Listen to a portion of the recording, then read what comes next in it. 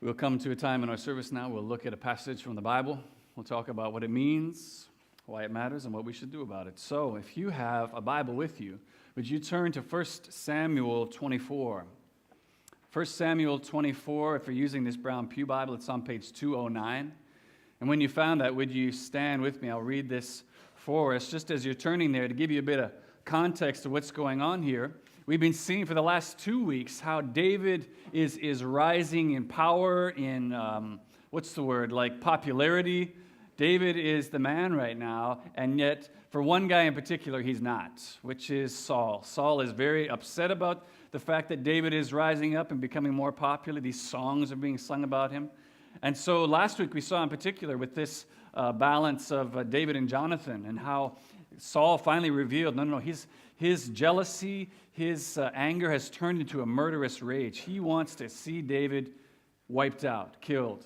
And much of the chapters that follow and lead up to this are very much a sense of Saul chasing David all around. He's chasing him all around the countryside. Just before this, in chapter 23, is a scene that looks like it's something out of an Old West movie. Literally, David and his army are going along one side, and Saul and his army are on the other side of the mountain. They're looking at each other. I see you. And then it's only because Saul gets told, hey, the Philistines are attacking our homeland. He has to break off the chase and go back and deal with that before he can come back and deal with David. And that's where we pick up our story here in verse 1 of 24. Look with me here. After Saul returned from pursuing the Philistines, he was told, David is in the desert of En-gedi. So Saul took 3,000 chosen men from all Israel and set out to look for David and his men near the crags of the wild goats. He came to the sheep pens along the way. A cave was there, and Saul went in to relieve himself. Yes, that's what you think. And it doesn't say, but he went in for a while. Okay? That's all I'm going to go with that. He goes in to relieve himself. Listen, though, David and his men were also in the far back of the cave. So they're in the same cave that he goes into. And the men said, verse 4, this is the day the Lord spoke of, when he said to you, I will give your enemy into your hands for you to deal with as you wish. And David crept up unnoticed, cut off a corner of Saul's robe. Let's see what that's about. Afterward, David was conscience-stricken for having cut off the corner of his robe. He said to the men, the Lord forbid that I should do such a thing to my master, the Lord's anointed, or lift my hand against him, for he is the anointed of the Lord. With these words, David rebuked his men and did not allow them to attack Saul. And Saul left the cave and went on his way. Then David went out of the cave and called out to Saul, my lord the king. When Saul looked behind him, David bowed down to the ground and prostrated himself with his face to the ground. He said to Saul, why do you listen to men when they say David is bent on harming you? This day you have seen with your own eyes how the Lord delivered you into my hands in the cave. Some urged me to kill you, but I spared you. I said, I will not lift my hand against my master because he is the Lord's anointed. See, my father, look at this piece of your robe in my hand. I cut off the corner of your robe, but I did not kill you. Now understand and recognize that I am not guilty of wrongdoing or rebellion. I have not wronged you, but you are hunting me down to take my life. May the Lord judge between you and me, and may the Lord avenge the wrongs you have done to me, but my hand will not touch you.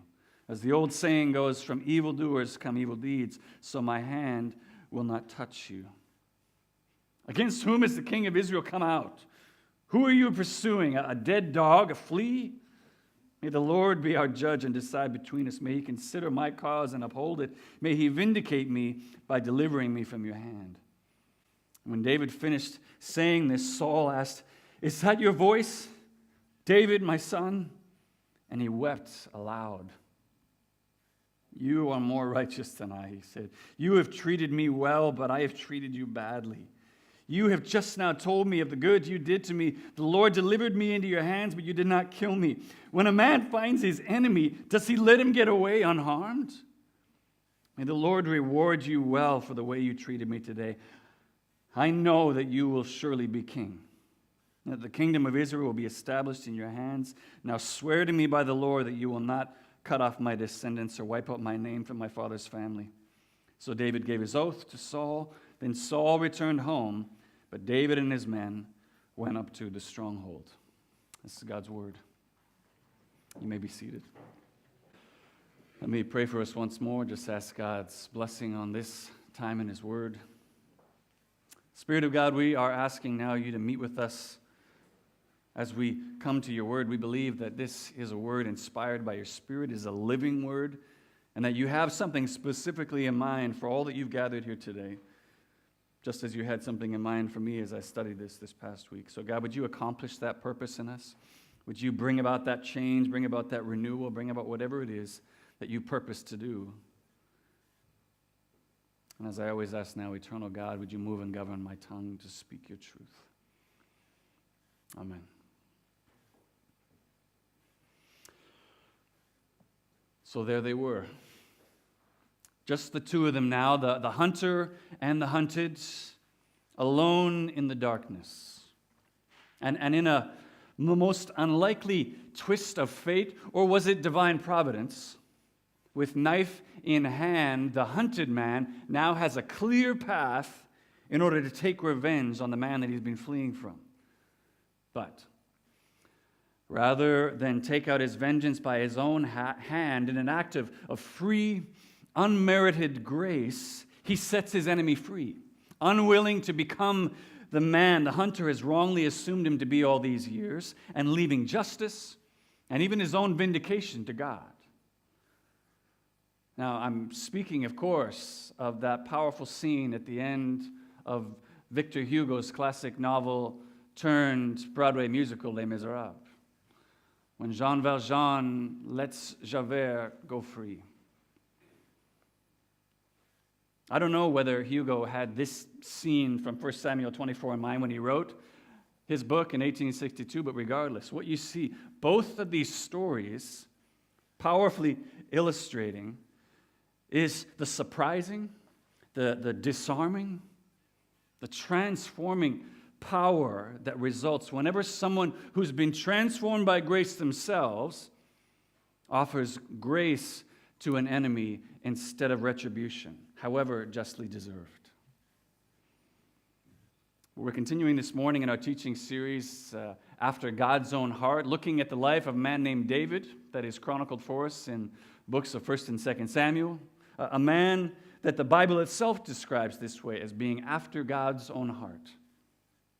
And as we continue to trace the really winding, unpredictable path of David from the time that he is anointed to be the next king of Israel to some point in the future here when he will actually become the king, what we see in our passage today is a veritable case study of what it looks like for the one seeking to be after God's own heart to be presented with the opportunity to take justice into your own hands. How will David respond to this opportunity so clearly set up by God to take vengeance on the man who's been hunting him? What's he going to do? Or as you think about these circumstances, what about you? How would you respond if you were put in these circumstances? Well, I think that question in particular actually makes this passage still so incredibly relevant for us today, because think about it. Every single one of us here today are presented with this same opportunity in our lives all the time. Now, no, you may not have to decide whether or not to take the life of someone in the bathroom stall next to you. Probably not. But you are all the time regularly faced with the opportunity to carry out justice against someone who's wronged you. And like David, like Jean Valjean, when faced with that opportunity, we all have to decide whether or not we're willing to take shortcuts to what we believe God's purposes for us are, and whether or not we truly trust in God to vindicate us when we've been treated unjustly. So, in order to help us learn how David was enabled to respond rightly to this opportunity and how we can learn more and more to respond as he did whenever we're faced with these opportunities in our own lives, I want to look at this passage this morning in just two ways. I want to show you resisting shortcuts to promise, and then overcoming roadblocks to promise. Just those two things. Resisting shortcuts, overcoming roadblocks to promise. So if you closed your Bibles, would you open them again to that passage? 1 Samuel 24. Follow along with me as we look at this next scene in David's life, a man after God's own heart. Okay, so let's look first of all at resisting shortcuts to the promise. Now, of course, any discussion about shortcuts, we're going to have a discussion about that. We need to, first of all, differentiate right away between taking a shortcut and simply learning how to do something more efficiently. Okay, those are not the same thing, right? Taking a shortcut, learning to do something more efficiently, totally different. I'm all for working smarter and not harder. Come on. So it's not the same thing, but listen, you listen to anybody who's accomplished anything of value in their lives, whether maybe they've won an Olympic gold medal, they've mastered a musical instrument, maybe they got an amazing marriage and family, whoever it is, they're all going to repeat some version of, look, there are no shortcuts to getting here. There aren't any. Okay, or they're going to say something like one guy who said, taking shortcuts will get you more quickly to the place you don't want to be than they'll get you to the place you're seeking. I think that's true. That's been my own experience anyway. And yet, shortcuts are an interesting thing, aren't they? Because while we would likely all respond negatively to someone who wants to take shortcuts when it comes to things that are important to us, somebody else doing that, we don't exactly want our dentist to kind of take a shortcut past the freezing stage before he goes to the root canal. We don't approve of that. But when it comes to us, somehow we're a little bit more open to consider the possibility that shortcuts could be a viable option, to getting somewhere, particularly when it's something that's going to help us get there easier, faster, whatever. I mean, for an example, when I was a 95-pound-year-old, junior high kid in high school, I remember I was quite willing to take the shortcut that I was offered. I was going to be a 6-week, no working out needed shortcut in order to look like Arnold Schwarzenegger that Joe Weider and his protein powder were offering. I wanted to take that shortcut. Yes, please. It sounds good. Clearly, it didn't work, but metabolism is slowing all the same. Anyway, as it relates to shortcuts, although there's all kinds of other layers, there's all kinds of sub-narratives going on in this story, at the end of the day, the opportunity that David has here to kill Saul, to carry out vengeance against him, is essentially the opportunity to take a shortcut to the throne that God has promised David will one day be his. The opportunity to kill Saul, it's an opportunity to take a shortcut to getting to this place that's been promised to David, the throne that's been promised to him. We saw that back in chapter 16. Remember, the prophet Samuel is sent to anoint one of Jesse's sons, and David is the one God reveals to anoint as the next king of Israel. With a single blow from his sword, David can end all the waiting, all the politics, all the running around for his life, hiding in caves, in a moment, and fast-track himself to palace life. He could do it. And when you look at verse 4, you see this opportunity. It isn't just obvious to David, it's obvious to everyone else in his army as well. Look at verse 4. David's army, they're standing there with him. They see Saul come in who could believe it? And they say, this is the day the Lord spoke of when he said to you, I will give your enemy into your hand for you to deal with as you wish. So everybody's on page here. But when you get to the second half of verse 4 and into verse 5, instead of returning back to his men with Saul's head like he did with Goliath, David returns with nothing more than a corner of Saul's robe and feeling all guilty and conscience-stricken about doing that. I mean, when he does that, you can understand why David's men are completely confused at what he's doing, and David has to restrain them from going to take care of the job themselves. Because they're just listen, if you're not going to do it, give me my sword, I'll go take care of it. That's the attitude here, and he has to restrain them, say, no, we cannot do this thing.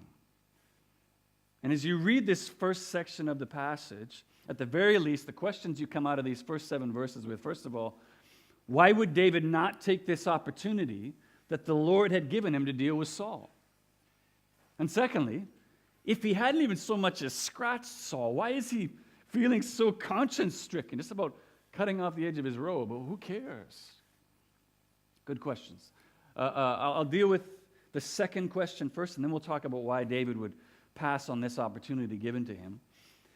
The short answer as to why David felt so conscience-stricken about cutting off the edge of Saul's robe is that all through the Bible, the outer robe that somebody wore had tremendous significance as to what their position and their status was.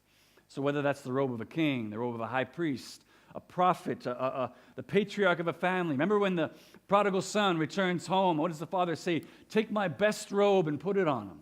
Because the outer robe was a way of conferring privilege and position and power to someone. So, in fact, there's actually two instances in 1 Samuel here before this where someone's robe carries this kind of deep significance. In chapter 15, Samuel has had enough of Saul. He's walking away. Saul grabs him by the robe and tears it. And Samuel says to him, "So will the kingdom be torn from you and given to another." So there's all this significance to the robe. And then, as we saw last week and the week before, chapter 18, when Saul's son Jonathan gives David his robe, along with a bunch of his other armor and stuff, he's conferring a kind of royal privilege on David just by giving him the outer robe. And so, here's what I see. In cutting off the edge of Saul's robe, what David intends is really a symbolic act of vengeance against Saul. Saying basically, no, I'm not going to kill you, but guess what? Piece by piece, I'm going to take your position from you. I'm going to take your power. I'm going to take that piece by piece, and it's going to become mine. That's really symbolically what he's doing by cutting off the edge of the robe. And no sooner has he had the thought and carried it out, he feels conscience-stricken. His conscience convicts him, and he says there in verse 6, "The Lord forbid I should do such a thing to my master, the Lord's anointed, or that I should lift my hand against him. He is the anointed of the Lord." Now there's kind of a double significance to that, because on the one hand, he realized this is an offense against God. He's saying, this is God's anointed. I shouldn't be doing anything. I shouldn't be lifting my hand against him at all. But think about it. David is also the Lord's anointed, isn't he? So in a sense, he's kind of setting up, he doesn't want to set up a precedent of, hey, if you don't like the way I'm ruling, feel free to come in and take me out or start cutting off pieces of my robe. He's also setting up a future precedent of how the Lord's anointed should be treated. So that's why David feels so conscience-stricken. He knows what's in his heart. He knows why he's done this.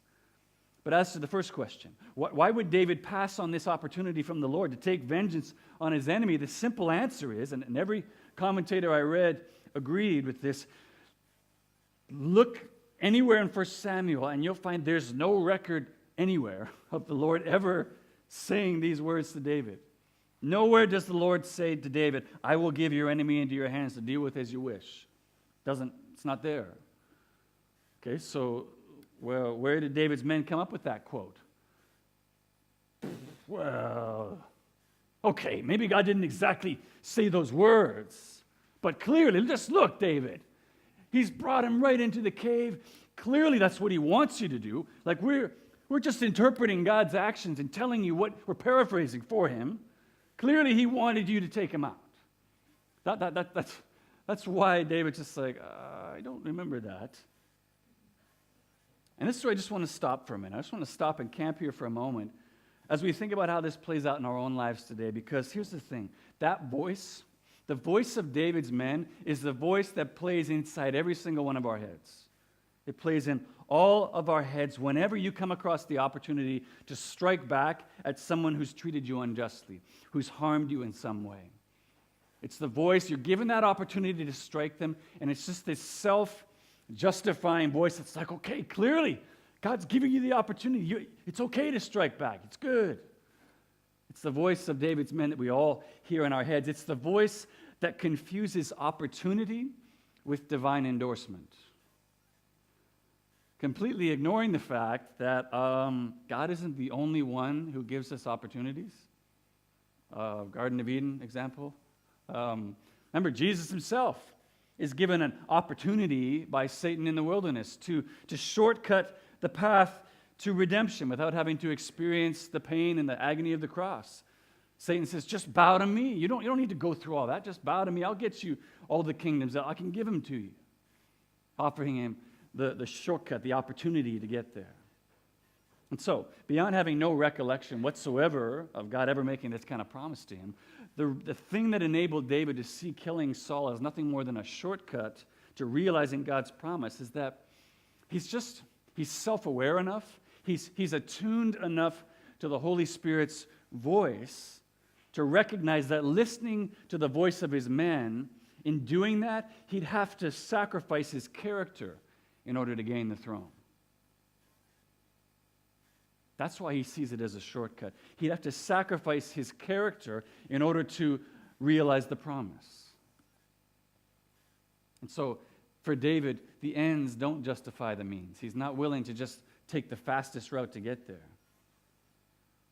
And what David knew then, you and I, we can apply to any opportunity that we're faced with today in the exact same way. Namely, if an opportunity that you're presented with to see justice happen, to gain security, career success, happiness, greater sexual intimacy, relational fulfillment, whatever it is, when that opportunity means sacrificing your integrity, sacrificing your values, sacrificing what you know clearly from God's word to be wrong, then it's a shortcut. If you need to sacrifice your character in order to take that opportunity, it's a shortcut. And it will only get you more quickly to the place you don't want to be. Namely, further and further away from the heart of God.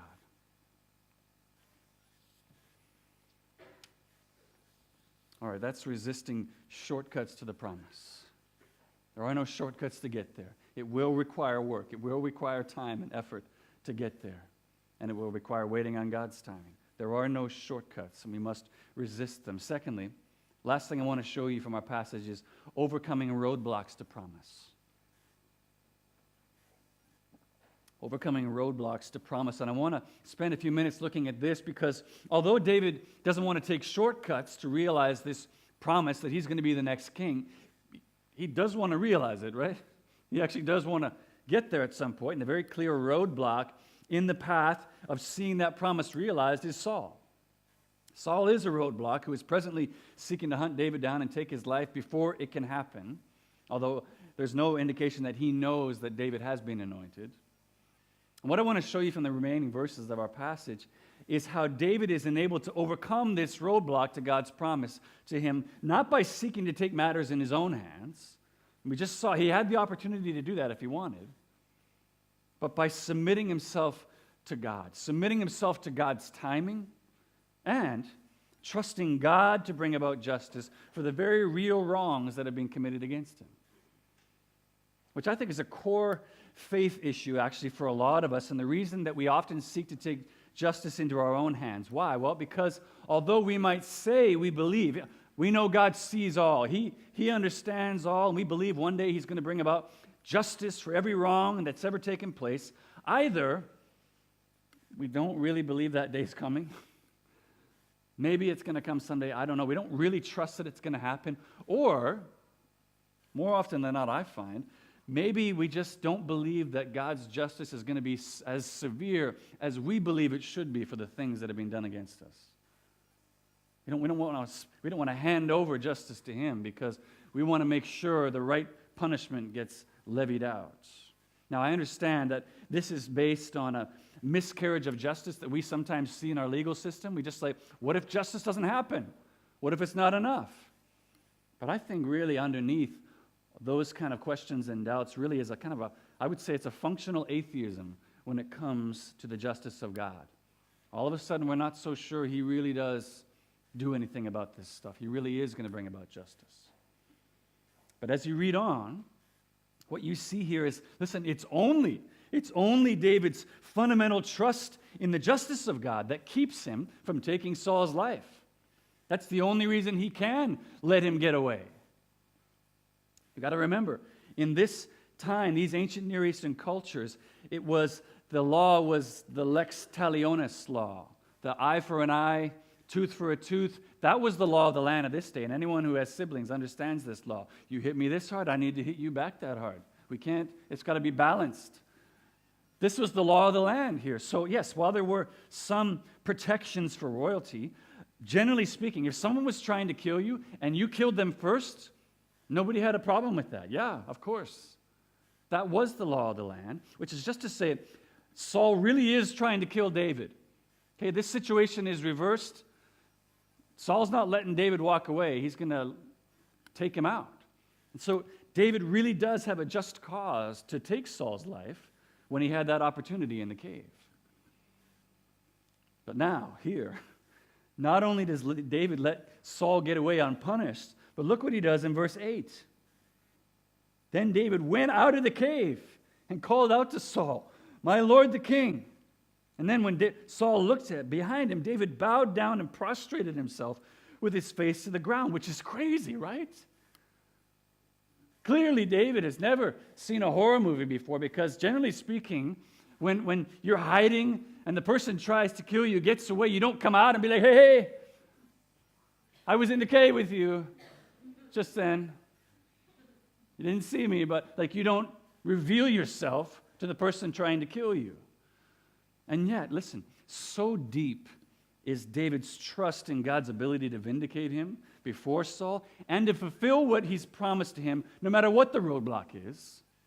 David not only reveals himself to Saul, he lowers himself to the most humble, vulnerable of positions, prostrate, face down on the ground. This is what police officers tell you to do when they're ready to arrest you. Lie down on the ground, face down. It's a completely vulnerable position. You've got no way to escape from this position. He's putting himself in a position that if Saul wanted to, he could carry out his murderous plot right now. And yet David is so trusting in God's ability and God's justice that he's willing to do this. And then in verse 9 and 15, what you see is really David pleading his innocence before Saul, revealing how wrong Saul has been about him all this time. All on the basis of his demonstrated act of mercy in sparing Saul's life. He's got the evidence. He's got that piece of his cloak in his hand saying that I had the opportunity and I had the justification to take your life. And he's saying to him, look, if I'm not the person that everyone's telling you. I mean, if I wanted to kill you, I could have just done it now. That's clearly not my plan. That's not what I'm trying to do. But what's interesting is that if you look closely at verses 12 and verse 15, as much as David, he's pleading with Saul, he's appealing to him, what you see is that David also recognizes that there is an invisible third party to whom he is truly submitting his appeal. Look at verse 12, first of all. May the Lord judge between you and me, and may the Lord avenge the wrongs you have done to me. My hand will not touch you. Verse 15, may the Lord be our judge and decide between us. May he consider my cause and uphold it. May he vindicate me by delivering me from your hand. And then he waits. Having submitted himself to Saul and then ultimately to God, he just waits. And what's the result? Well, if you look at verse 16 to 21, they clearly shows us now Saul's own conscience is convicted. And the king of Israel is reduced to a weeping, repenting mess before David. He's crying, he's weeping aloud. So powerfully transforming to him is this undeserved act of grace in the face of his unjust pursuit of David to kill him. He can't believe it. Verse 19, I think, really highlights the core of his wonder at this amazing grace demonstrated to him. He says, when a man finds his enemy, does he let him get away unharmed?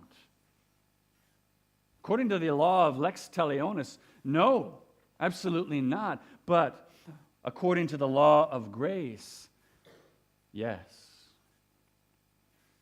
The law of grace says absolutely guilty are set free. Those who deserve justice are pardoned. Absolutely, yes. And as we think about what this could look like in real time, in your life and in mine today, I don't think you need to look any further than that wound, whatever it is, unjustly inflicted upon you by someone else, and ask yourself this question.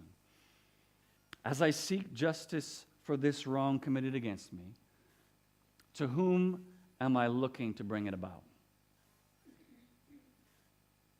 As I seek justice for this wrong committed against me, to whom am I looking to bring it about? Am I looking to God? Am I trusting God to bring about justice for me? Or do I believe I need to bring about justice for myself?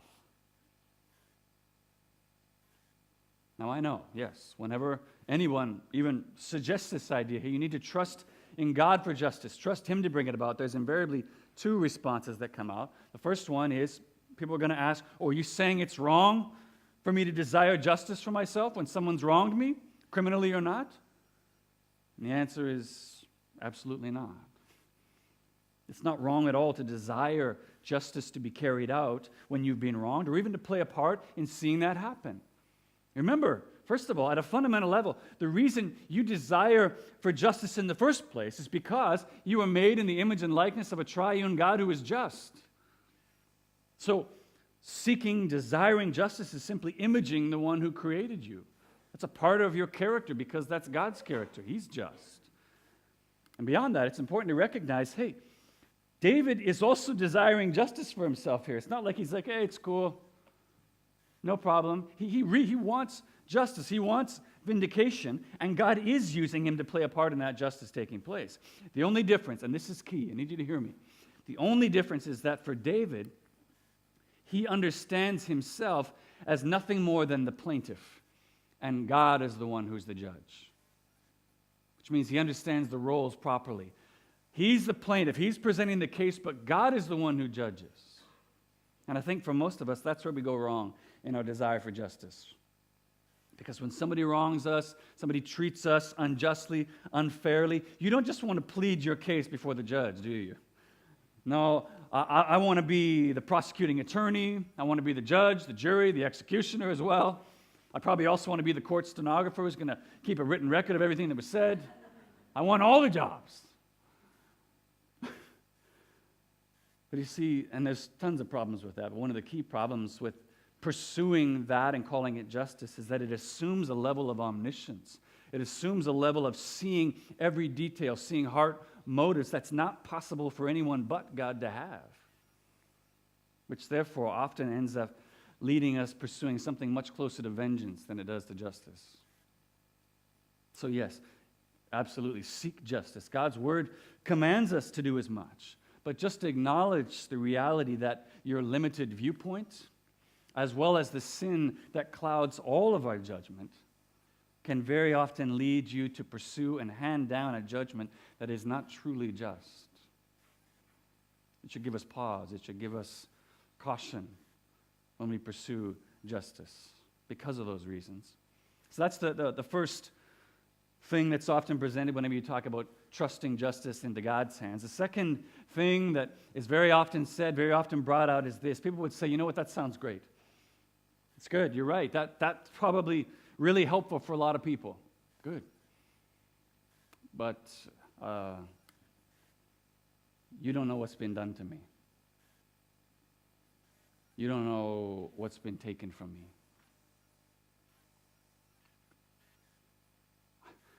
I wish that my only struggle was someone trying to take my life and seek my life. I wish that was my only problem and not this hell that I have to live every day now because of what happened. And if that's the place where you're coming from this morning, a place where you know you can't bring about justice because no amount of eyes or teeth taken could ever make up for what's been taken from you, first thing I want to just say is that my heart breaks for you. I'm so sorry that you've had to walk through that.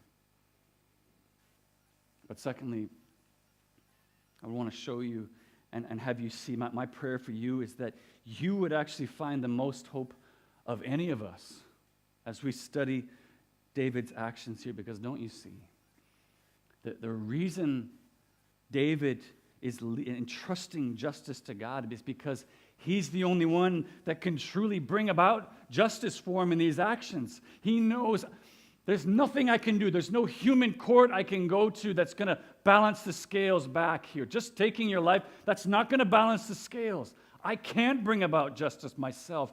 I need to seek a higher authority, a higher court in order for justice to take place. And it's the same for you. If that's your place where you know I can't bring about justice, we have a place we can go. We have a place where we can submit our appeal, and justice can truly be brought about by one who does see. He does know all the facts. And he can truly bring about justice for that and for you and that thing that's happened to you. You know, centuries later, Jesus himself would display the very same actions that David did. Jesus, the truly innocent one, who was falsely accused, beaten, mocked, spit upon, slapped, crucified like a criminal, experiencing injustice upon injustice upon injustice. His friend and disciple Peter describes it this way, 1 Peter 2. He committed no sin, neither was any deceit found in his mouth. When he was reviled, he did not revile in return. When he suffered, he did not threaten. Meaning, although Jesus could have brought about justice for himself, he didn't. What did he do instead? But continued entrusting himself to the one who judges justly. That's how he could do it. And did you notice that word, continued? It wasn't a one-time thing. He had to continually, each time another injustice, each time another memory of what had happened, he had to continually say, no, I'm leaving it to you, Father. I'm trusting you to bring about justice. I'm trusting you to vindicate me. It had to do it continually. And I guarantee you, as you seek justice in your own life for the wrongs that are being committed against you, you're going to have to do it continually as well. It won't be a one-time thing.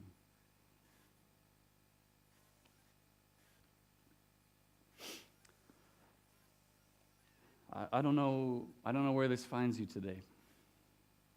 For some of you, you find this whole story to be too much to begin with. It's just like, wow, there's a lot going on. There's a lot of violence. There's a lot of, and for you, you can't even really go to this passage because for you, maybe over time, you've just kind of been sucked in, been drawn into this kind of neutered, liberal view of God that would say, you know what, God doesn't judge people like this. He's not angry like this. God just wants to love people and bless people, sprinkle them with fairy dust.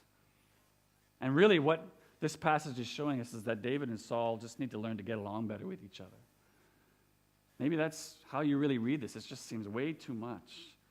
As theologian Miroslav Volf wrote in his treatise on the Christian response to human suffering, exclusion and embrace, he said, that kind of belief can only survive in the quiet of a suburb, where someone has simply never experienced the kind of horrors and injustices that much of the world experiences on a daily basis. For if God were not angry at sin and injustice and did nothing to bring about a final end to it, that God would not actually be loving. And he would certainly not be a God worthy of our worship. For others, maybe you hear this and you want to embrace this. This sounds like, yeah, that sounds right. Yes, I want to embrace that, but the pain of what you've suffered or what you are currently suffering under is just so immense. It's so private and personal to you that you just can't imagine the thought of handing over the final ruling to someone else. It's just too much to think of letting that go and letting someone else. What if they don't do it right? What if they get it wrong? And for others still, as we look at this, it's because our past wounds have actually become so cherished to us that we don't want to hand over justice to God because then we know we might have to forgive. We might have to surrender the control that we've had over that person who wronged us all this time. So we don't want to hand over justice. And those are just three options. There could be many more. At the end of the day, the question is, how do we do this? Like, how do we really do this from the heart and mean it?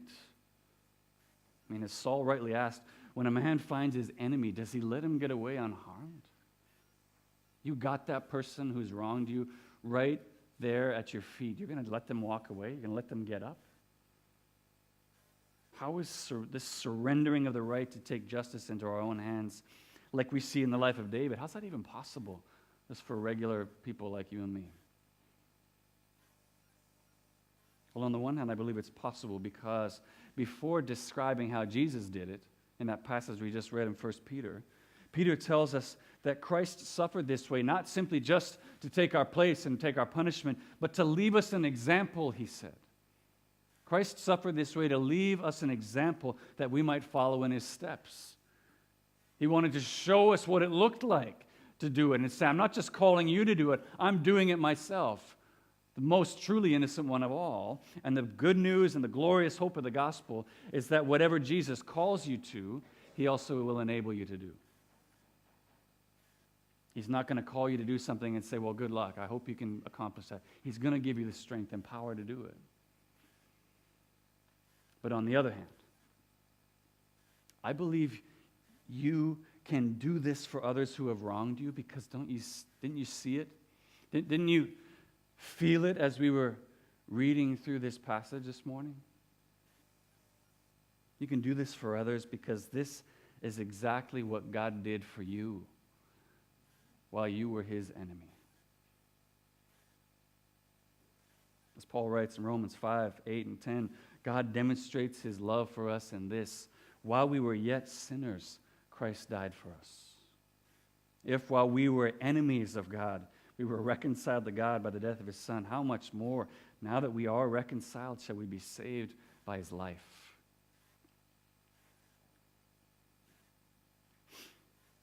If you know that story of Jean Valjean from Les Miserables, you know, maybe you've read the book, you've seen the movie, you know it's this story of the powerful transformation that takes place one night when a guilty criminal is showed unmerited grace when he deserved nothing but judgment. And then who is so transformed by that act of grace that years later, he's then able to offer grace, offer freedom to this man who's been hunting him and pursuing him all his life. He can now offer that grace to him. And whether we're talking about David, Jean Valjean, you, me, whoever it is, the equation remains the same. Grace received is to result in grace given. Grace received must result in grace given. We're all in need of God's grace. That's plain. The question I want you to answer for yourself as we close this morning is this: who is it that needs your grace today?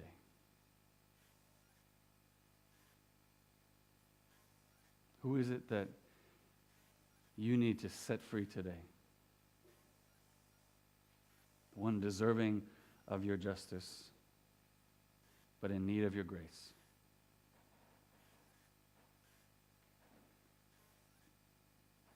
Freely you have received, Jesus told his disciples just before he sent them out to be his witnesses.